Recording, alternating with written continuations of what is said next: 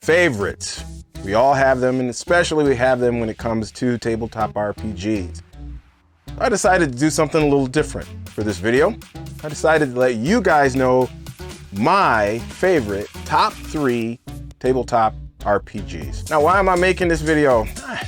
Just to do something a little different and really to try to connect with you. I don't do a lot of personal stuff per se. I did do a video about my friend Jim, and it was more of a tribute video to him, but I don't really talk about myself. I didn't create the channel to talk about myself. But I think that if we're going to have any kind of connection here, it would be nice to know a little bit about me, and it is directly tied to what this channel is about. So I'm going to tell you my top 3 favorite. Now, of course, this is subjective. So this is not going to be everybody's top 3, of course, but just to give you a little insight on the brother right here. Know what I mean? Okay. Now, before we get into that, let me give my welcome and shout out to my leets out there and my returnees. What's up? And returnees, hit the subscribe button and the notification bell right now. Become an elite right now. Become part of the LEET Squad. Now, for those of you who have no idea what I'm talking about and who are new to the channel, let me welcome you.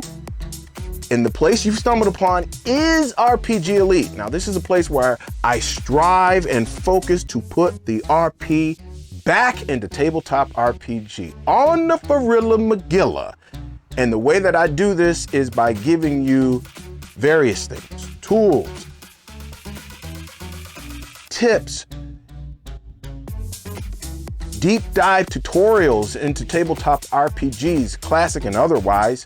And we also give you real talk about things that we normally don't talk about, things that we normally don't think about. Man, I got a whole bunch of those coming up this year.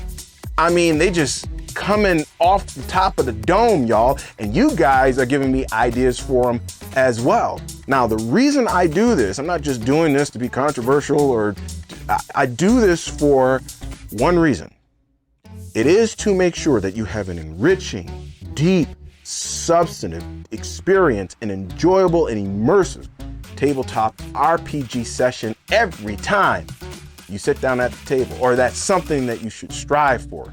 Now, before we get into my top 3, I'm gonna go ahead, I'm gonna give you this product highlight because I gotta pay the bills.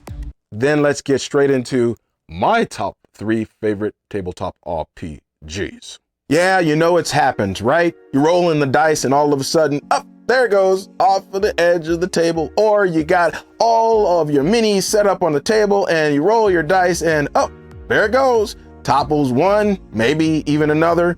Start bowling with dice a little bit with the minis, right? We've all had it happen. Well, you don't have to have that happen anymore, because now you can go and grab yourself a Shivia dice tray. The Shivia dice tray is a tool for your live sessions to keep your dice under control. Rein them in there, Tex. They are easy to fold, the 6 corners snapping together to form a hexagonal throw area. The inside is made of a soft velvet leathery surface, and this prevents metal dice from scratching it, unlike other dice trays. It comes in 4 colors, black, red, blue, and brown, which oddly enough, they call camel yellow? Yeah, I don't get it. The throwing surface is 9.5 inches by 7.1 inches, and it is 1.6 inches deep, so that is plenty of room to corral your dice, or you can use it as a temporary storage area for other things while you're at the table. Minis, pens, tokens, markers, whatever. And you don't just have to use it for tabletop RPGs. You can use it for any board game. Yahtzee, anyone? This is an all-purpose tool you can keep forever at an affordable price point. So go grab your Shivia dice tray today. A link is down in the description below. And of course, you will thank me later. 3. So coming in at number 3 is the One Ring. And we're talking about the One Ring first edition. Not this set piece that I got behind me. Okay? That's gonna stay there because that can't touch first edition with a 10-foot pole. Not at all. First edition is what I'm talking about. Now that may come as a surprise to some of y'all because I don't cover fantasy on this channel. And some of you have interpreted that to think that, well, he must not like fantasy. No, that's not it. It's not that I don't like fantasy. And some of the other videos I've done as well, which talk about what if in terms of fantasy tabletop RPGs. No, it doesn't mean that. Y'all, listen, I adore the Lord of the Rings movie. As a matter of fact, in my eyes, I think it's probably the best trilogy ever made in film. No doubt. And I must be doing a little something right because I've been playing this game for 5 years and there's no way in the world that I'll be playing the game for 5 years if I didn't like it. You know what I mean? I just asked my players not too long ago. I asked them, I say, hey, you guys want to take a break or whatever? They gave me a confident no. They want to continue. Just did it this past Saturday. We just got back into it after a holiday break. So yeah, it's not that I don't like fantasy, it just has to be the right kind of fantasy. And the One Ring has got it, baby. Let me go and grab mine. Oh yeah. Right chair, y'all. Right chair. Love it. Now, let me tell you, just to give you some cliff notes of some of the things that I love about it. Number one, hope and shadow, right? Hope and shadow. Hope is precious. Don't spend it all. Otherwise, you're going to be in trouble. And then there's a whole idea of shadow, right? I had this guy one time, this is before I started playing the One Ring, and he didn't play tabletop RPGs, came into my game. And the first thing out of his mouth was, what's the most evil kind of character I can play? Now, my knee-jerk reaction to that was, dude, get out of here. I felt like face-palming that dude and been like, bye, Felicia. But I didn't. I was cool, kept my composure. And the only thing I said was like, nah, man, it's not about that. It's about being a hero. It's the same thing in the One Ring. Because if you get too much shadow, you become mine, the GMs, and you roll another character. You have to be careful because this is about being a hero, which is what I like in all of my tabletop RPGs. I have no desire to be a villain. We got plenty of those in the real world. Hope, shadow. I also love the dice. Check out these dice. You have on here the Gandalf and the Sauron and all the rest of that. Love these. The Tingwar. Oh man, I can explain this all day long. I also like the cultural background. See, you make your character based on culture, not based on your race. So there's different kinds of elves, there's different kinds of dwarves, and it is dependent on your culture, not your race, what you will start with, what your background's gonna be, all of that. It is so, I dig that. And then lastly, of course, folks, the lore. The lore, how can you beat the lore? You can't even get over on that. This is some of the best lore ever written in literature. So yeah, the One Ring does it for me, comes in at number 3 as far as my top 3 favorite tabletop RPGs of all time. 2. Coming in at number 2 is one that I've mentioned on the channel more than once, NUMNERA. Man, do I like this game. Number 1, the game is gorgeous. My goodness, this game is gorgeous. Just the artwork, how it's laid out, everything. Oh my goodness, it is so beautiful to look at. And when I first got into the game, this kind of blindsided me. I had no idea. It was my boy Tom who kind of got me hooked on it, and I looked it over. I was like, this seems like I might like this. And when I was looking at it, I was like, man, this reminds me of Gamma World, but on steroids. And come to find out, yep, it is the game that inspired NUMNERA. Monty Cook said that, so I was like, okay, I thought it was something going on here, right? So once I started playing, we played as a break in between the release of the One Ring 2nd edition. When it was supposed to be released, we played because it was this weird thing. They said they were going to come out, then they didn't, and they didn't know how long and whatever. And so we were like, well, we were going to get into 2nd edition and play that one. So we ended on a fellowship phase, and then we played some NUMNERA, and I was hooked. I played it and I was hooked, y'all. Things like GM intrusions, the fact that the GM never rolls the dice, so that means that you have to just focus on the story. And y'all know how I am about the story. Oh my goodness. The system is very simple. You have things like ciphers and artifacts, and then just how you make your characters. Again, you can have the same kind of character, like one that's called a Jack.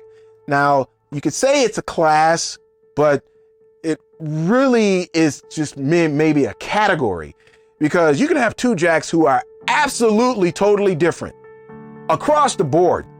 So this is what I love about this game. Several things I love about this game. Again, this is one that just kind of blindsided me. I wasn't even looking for it, right? I just thought, okay, we'll just play it, another game. And it captured my heart.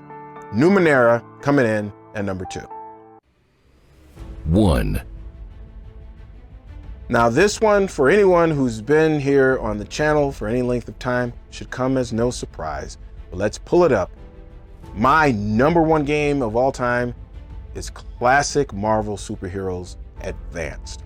And I don't see this being unseated anytime soon. Number 1, it's just my genre, y'all. And so again, this is subjective. So this is my genre. And I've tried a lot of superhero games. This one is the best. Number 1, you got the universal table, and that's so simple. The percentile dice and the universal table does everything in the game. Back in the day, the game won like all kinds of awards, tabletop RPG awards, just because it's dope. And I have everything that was ever made for the game. Oh yeah, I love the game. And another thing that really every time I think about it, I just love it. You have numbers for your abilities, for your powers and things like that, but you don't describe your abilities and powers with numbers. You don't say, I have a 40 strength. Nah, that's something, you ain't feeling it with that, right? So what they do is use power adjectives. I love it. They don't say, I got a 40 strength. They say, I have an incredible strength. Come on now. You don't say you have like Spider-Man. They don't say he has a 50 agility. They say he has an amazing agility. And that's what I'm talking about. It goes to the story. It's more about descriptive terms. And also, it just makes you feel like a superhero, man. Like to say, oh, I got a 50 strength is, it kind of doesn't quite make you feel like, I'm the man. But if you say, oh, I have an amazing strength, well, then at that point, it's like, oh, really? I mean, what's that mean? But I don't even know what that means, but it sounds good, right? That's what I'm talking about. And again, I'm a superhero nut. I got thousands upon thousands of comics, and I'm talking about like 2005 and before, because everything after that is pretty much junk, and it's really garbage today. So I don't even touch anything from today. Nothing. No thing. But when you want to talk about depth and the lore, of course, the lore, y'all, come on, the lore, it's off the chain. So if you like superhero, simple superhero stuff that makes you really feel like one, and the system is so simple, y'all, Marvel Superheroes, my number 1 all time. Now, this may change. Right, but it may. And if it does change, I'll make another video in the next couple of years, because I'm going to be exposed to a lot of tabletop RPGs as a result of having this channel. So you never know. Might get unseated, never know. But at the moment, yeah, if there were 3 games that I could play, and only those 3 games for the rest of my life, I just gave them to you, and I would be fine. I would have no problems whatsoever. Now, you know what the question of the vid is. You saw this coming, right? It's real simple. What are your top 3 favorite tabletop RPGs? Now, if you don't have 3, that's fine.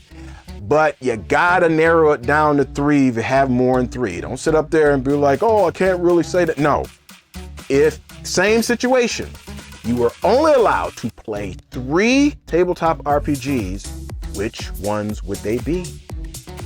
Let me know down in the comments below. If you like this video, go ahead and give me a little bit of YouTube algorithm love. Go ahead, give me a thumbs up with that like button. And also, hey, if you like what you're seeing here and you want to stick around, then go ahead, hit the subscribe button on the notification bell, and I will be coming out with videos as I normally do, God willing, Tuesdays and Fridays, and sometimes on some other days as well. That's gonna do it for me, folks. I'm gonna slide on out of here like this. So exit, stage left. Oh yeah, so if you've got a session this week, I hope it's a tabletop RPG elite session. Happy gaming, y'all, and until next time, I am going to catch ya on the flip. Peace. 5,000 leets, and keep it leet.